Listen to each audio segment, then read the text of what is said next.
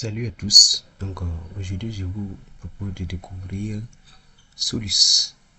Solus c'est une distribution Linux, voilà, performant avec un bureau élégant. Vous voyez ça, c'est le bureau Borsi. Donc très joli et performant pour votre PC. Donc aujourd'hui nous allons l'installer. Voilà, donc pour ce faire, on va le télécharger. Nous sommes sur le site de Solus comme ça. Il suffit de cliquer sur download et puis voilà. Et je n'ai pas activé ma connexion.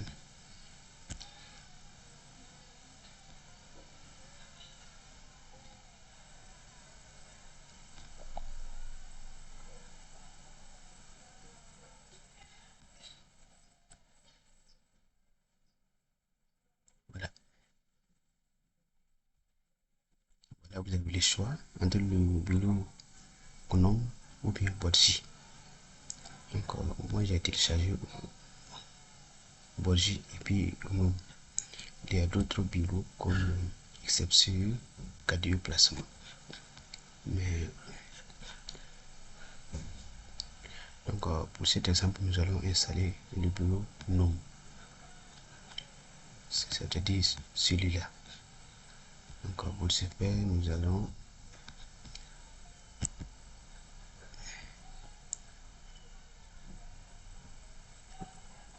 utiliser VMware Workstation Pro. Et voilà, donc on va créer la machine.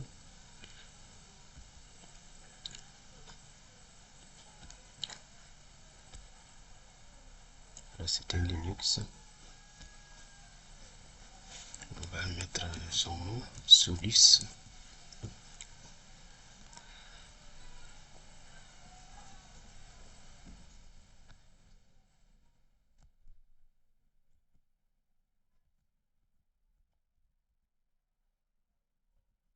Voilà, donc c'est Solus plus GNOME.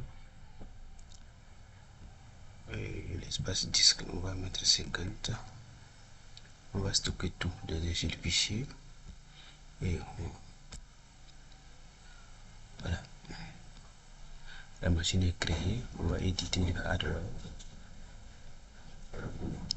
On va mettre 4 Go.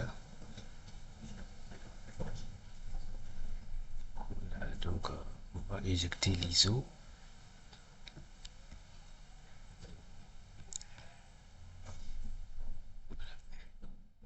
Les jeux que nous avons téléchargés. On change le réseau à bridge accès par pont en français. Voilà, donc ceci étant, nous lançons la machine.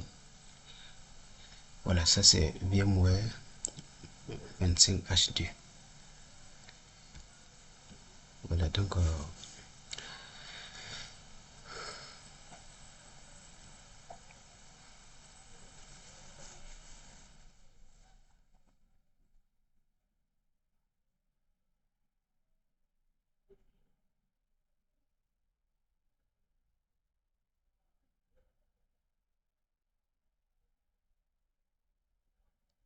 Solus plus que nous offre un bureau en tout cas élégant et convivial pour votre travail. C'est-à-dire Solus fonctionne en rolling release, c'est-à-dire mise à jour permanente. Il n'y a pas de version majeure. Donc ça veut dire que quand vous allez installer votre Solus, à chaque fois il faut faire une mise à jour. Voilà, donc c'est Solus. C'est taper le terme sudo eopkg update. Après vous tapez sudo eopkg upgrade et c'est bon. Votre système se mettra à jour. Donc d'ici là, notre solution va se lancer. Donc le bureau Solus offre un environnement de bureau très développé. Donc vous n'allez vous n'êtes pas obligé d'utiliser chaque fois la ligne de commande. Voilà, il y a un magasin d'applications. que magasin d'applications où vous pouvez tout trouver, télécharger les applications dont vous avez besoin. Voilà.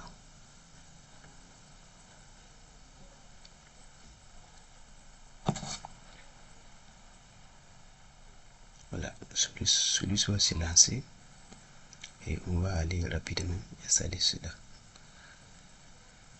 Voilà, donc celui-ci est lancé, on va cliquer ici.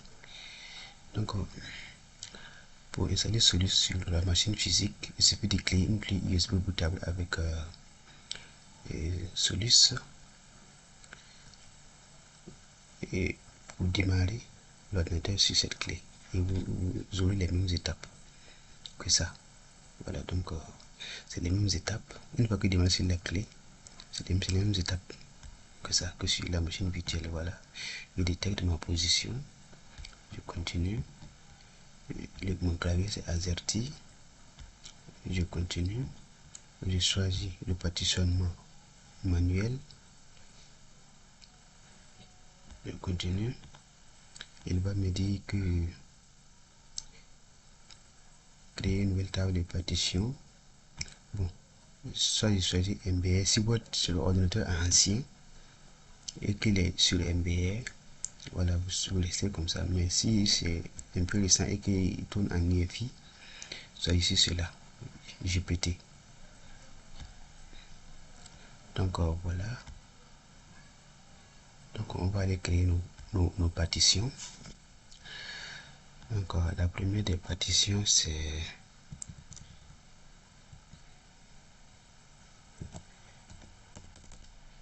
le slash boot, c'est 1 giga. Le système de fichiers c'est sur la FAT32. Le point de montage c'est sur le ça slash boot, et le drapeau c'est sur le boot. Voilà, donc le suivant c'est la racine.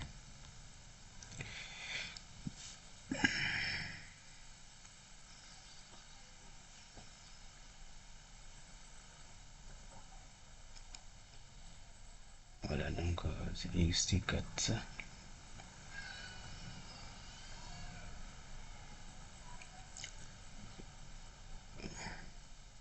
Donc le point de montage c'est sur le ça. On va mettre comme ça. Le drapeau c'est sur le boot. Maintenant ici, est-ce que nous allons pas configurer?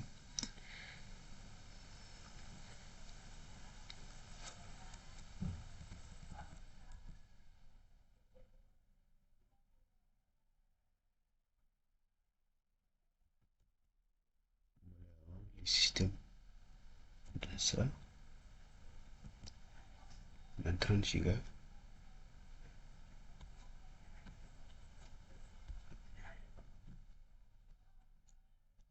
Voilà, donc on va aller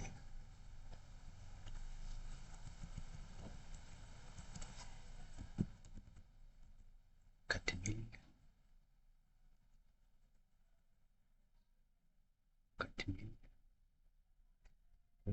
Là c'est le swap. Voilà, l'intérêt de configurer le swap, c'est lorsque votre RAM est faible. Donc vous configurez le swap.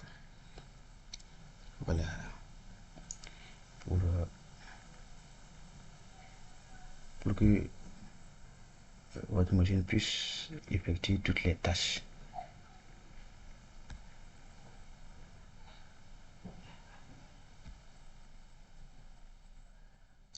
Voilà, c'est swap. Et maintenant le home, moi je le fais en dernière position.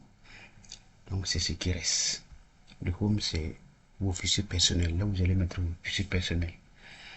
Donc là c'est bon.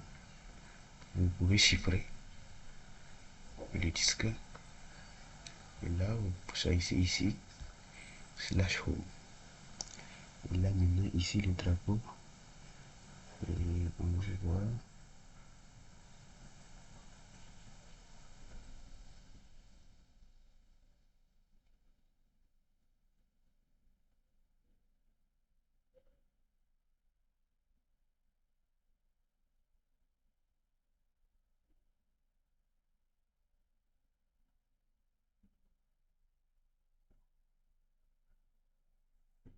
support. Et voilà, tout est configuré. On a, ça c'est le boot du système IFI. Comme j'ai choisi IFI, il faut configurer ça. Et ici c'est la partition système, là où je vais installer le système. Ici c'est swap, ça c'est le fichier d'échange, c'est la mémoire. Il est là, c'est une sorte de RAM virtuelle. Si votre RAM est petite, par exemple 4 Go ou 22 Go, il faut configurer le swap pour pour que votre ordinateur puisse effectuer toutes les tâches. Voilà, c'est l'intérêt du swap comme ça. Et en dernière position, c'est le slash home. Là où vous allez stocker vos fichiers personnels, c'est ici. Donc, sur ce, on a fini. Donc, on clique sur suivant. On va mettre notre nom. Donc, que ce soit sur la machine physique ou sur la machine virtuelle, c'est la même chose. Faites cela. Mais vous n'êtes pas obligé de configurer le slash home et le swap. Vous pouvez laisser deux. Je dis le slash boot et le slash. Voilà. Démarrer la session sans demander mot de passe. Bon, on va laisser comme ça. Voilà, donc on commence l'installation proprement dite. Donc on attend. On suit toutes les étapes, on attend. Donc à la fin de l'installation, vous allez redémarrer pour parachever l'installation, c'est-à-dire les derniers réglages. Mais au démarrage, voilà, mais au redémarrage, vous pouvez voir que bon, il peut vouloir, le système peut vouloir reprendre l'installation. S'il veut faire ça, bon, suivez les étapes, les mêmes étapes que la première étape du processus d'installation là. Voilà, arrivé maintenant au partitionnement manuel, rentrez dedans, vous allez voir que ce que vous avez configuré avant est toujours là. Mais maintenant, c'est les points de montage. Ce qu'on a choisi là, et le root, ça veut dire le slash, et le slash boot, le slash home et le swap. C'est-à-dire, s'il veut encore redémarrer une installation, ça veut dire que ce sont ces points-là qui ne sont pas bien configurés. Donc, vous les partez, arrivé à ce niveau, vous refaites la même chose. C'est-à-dire, vous cliquez maintenant sur, vous choisissez un à un. Par exemple, le slash boot, vous cliquez sur le slash boot, vous pouvez cliquer sur modifier en bas, et puis vous le mettez, vous choisissez le point de montage slash boot. Vous faites comme ça pour le root, c'est-à-dire la base slash là. Pour le home et le swap, vous faites comme ça. Et puis vous faites comme si vous avez repris l'installation. Et vous allez voir maintenant que ça va donner. Donc lors de cette installation, c'est comme ça. Donc il n'y a pas de problème. Donc tout est dit. Et on attend la fin de cette installation. Donc ce qui est sûr, lorsque vous allez vouloir installer, s'il y a le moindre problème, écrivez-moi en commentaire. Je vais répondre. Je répondrai à votre préoccupation. Merci.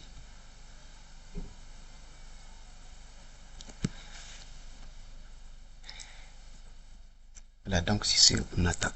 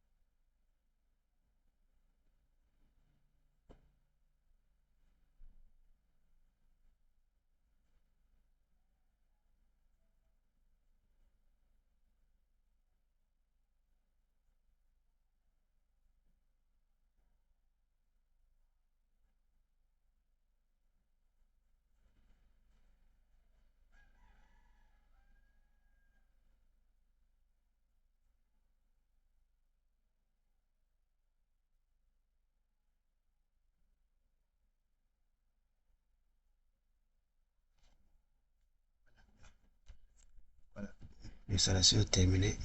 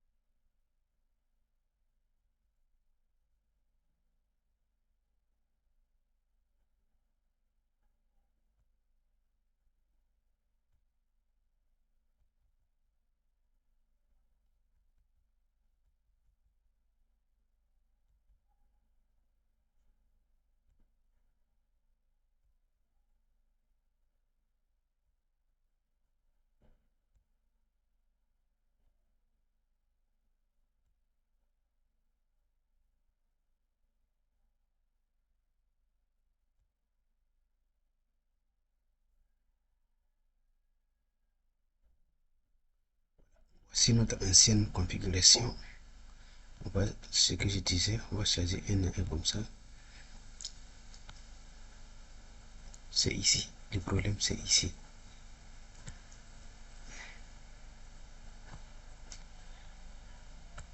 Ici, c'est route.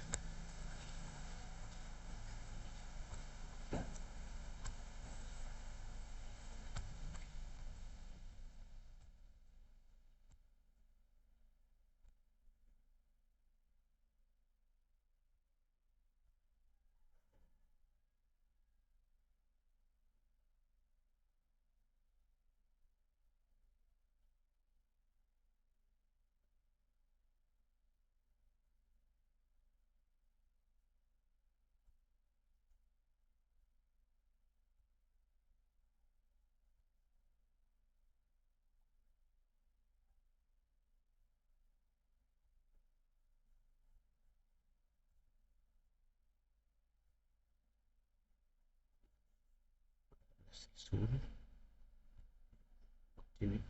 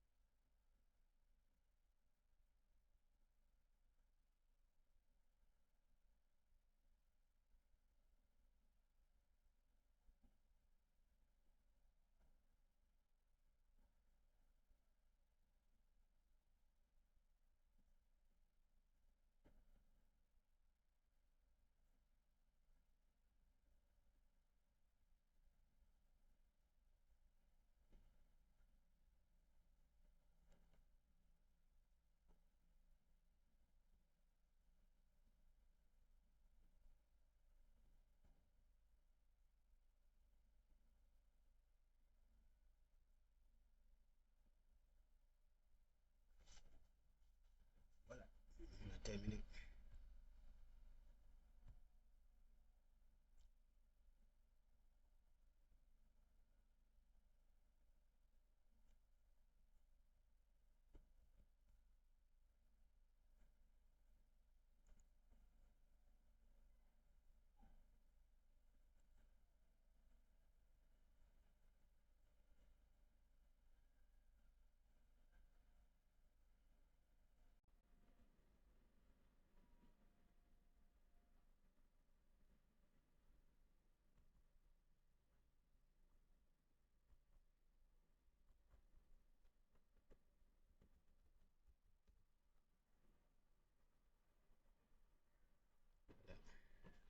C'est le premier démarrage, c'est le redémarrage comme ça.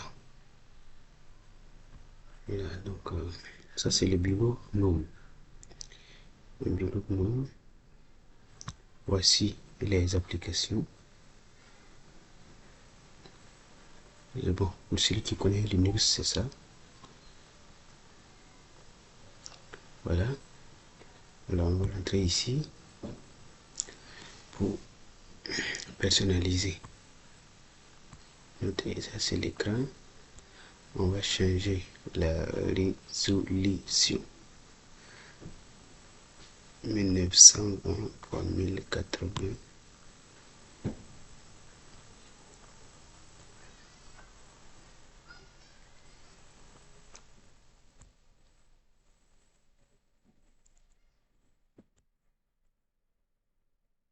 On va changer la résolution.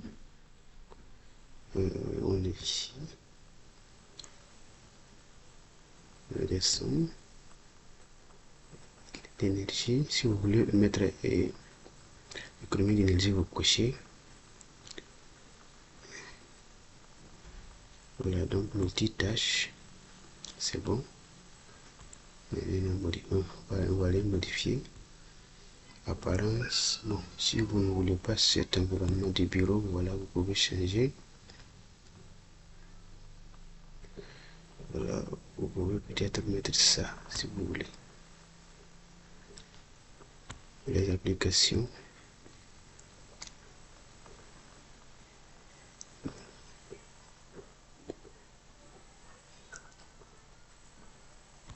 C'est les applications présentes. Si vous ne voulez pas les notifications, voilà. La recherche des applications. Vous voulez configurer vos comptes en ligne, Google, Microsoft 365. La souris et le pad tactile. Voilà le clavier. Si c'est pas le bon clavier, vous pouvez cliquer ici pour ajouter un clavier. C'était là pour ajouter un clavier. Couleur. Ici c'est pour gérer les imprimantes.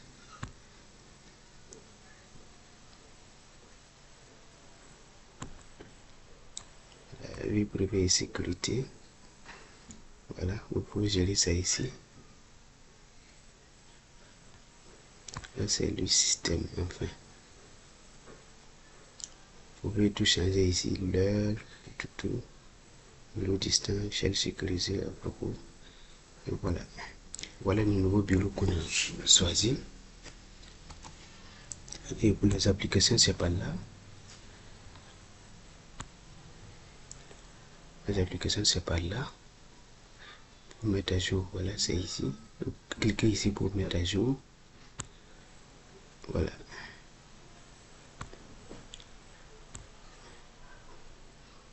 Les logiciels tiers, c'est-à-dire, voilà, vous pouvez les installer par là. Vous n'êtes pas obligé d'aller ailleurs pour chercher. Voilà.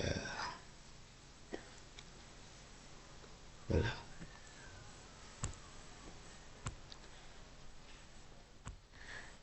Ici, j'ai une bonne connexion internet. Voilà, donc c'est pas fini. On part au niveau des applications. On cherche celui-là. Extension. On va activer les extensions. Donc voilà. Vous voyez, regardez tout autour ce qui s'active. Voilà. Si vous activez tout ça,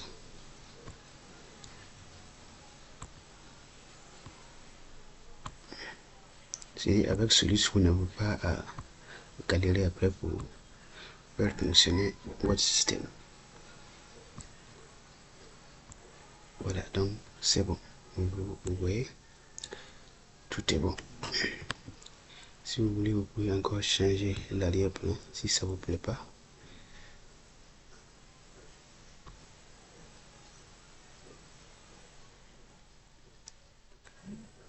Bon, pour la protection des yeux, on va voir si lui-là il est bon. Voilà, c'est bon. Voilà pour voir les fichiers chez là.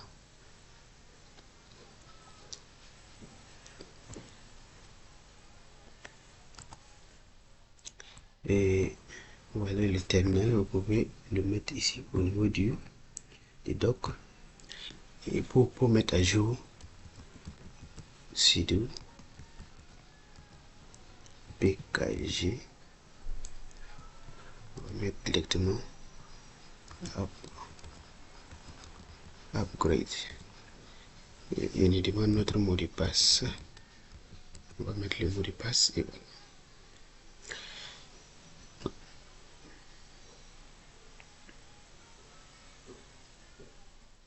Donc, ce système fonctionne sans mise à jour majeure. Donc, à chaque fois, il faut faire ça.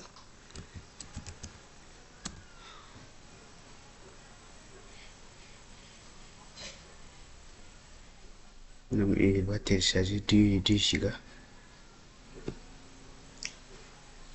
Donc, pour installer un Linux, il faut ça.